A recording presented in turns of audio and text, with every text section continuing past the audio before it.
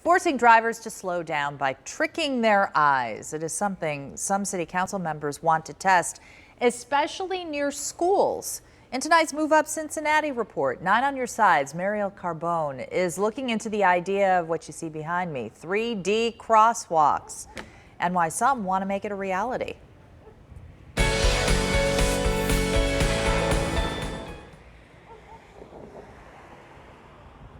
Well, Kristen, drivers are supposed to know what they do when they approach a crosswalk, especially if a pedestrian is in it. They're supposed to stop. Now, that's not always the case, and that's why some council members are looking to make something here in this crosswalk that'll have drivers taking a second look, especially in school zones.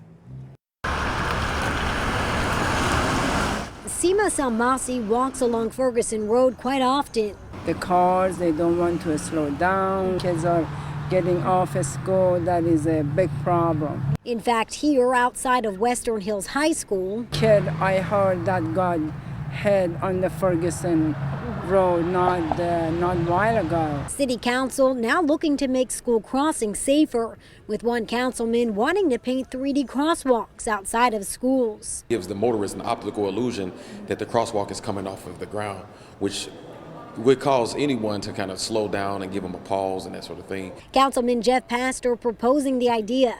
Here's what they look like. The crosswalk flat to pedestrians. But for drivers, it looks raised, causing them to tap the brakes. Kind of dangerous. But some, like Cassandra Mays, fear it would cause more harm than good. People, like, what is that? People want to slam on the brakes, brake check somebody. Still, the councilman believes it could be a cost-effective way to keep students safe. I'm hoping that it would be reasonable, at least for maybe one or two in really high traffic areas where our babies need to cross for school.